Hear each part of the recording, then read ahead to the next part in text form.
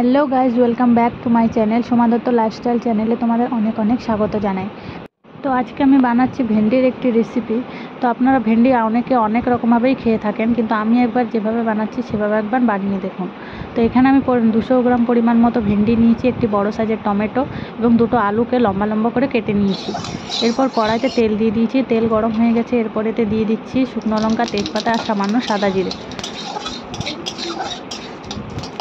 এরপর লাল হয়ে গেছে, এরপরে ওটা আমি দিয়ে দেবো কেটে রাখা পেঁয়াজটাকেও আমি বেশ লাল লাল করে ভেজে নেব।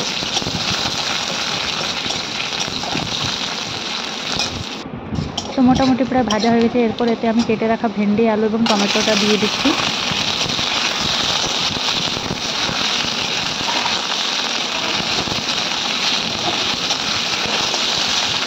এরপর এতে দিচ্ছি নুন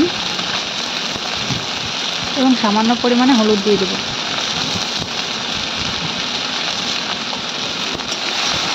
এরপর একটু নাড়াচাড়া করে বেশ ভালো করে ভাজা ভাজা করে নেব।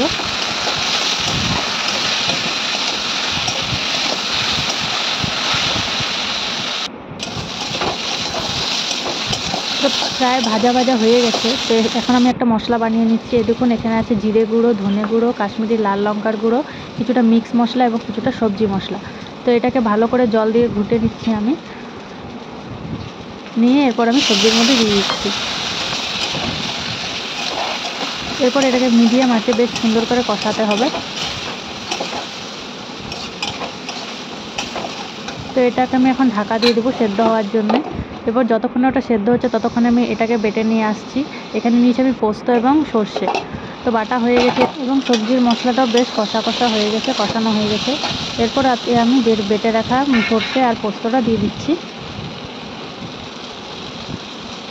এটাকেও একদম লো আঁচে আমি ভাজবো।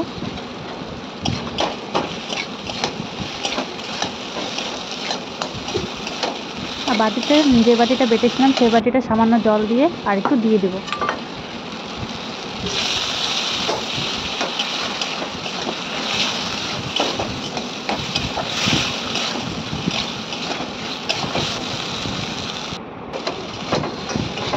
তো প্রায় ভাজা ভাজা হয়ে গেছে। এরপর এটা আমি দিচ্ছি জল।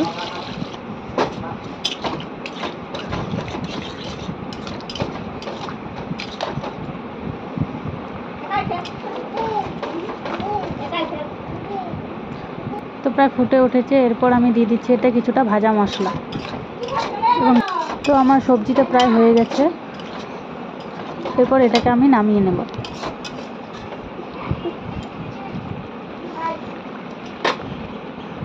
তো এই দেখুন, নামিয়ে নিয়েছি। ঠিক এরকম টাইপেরই গ্রেভি হবে।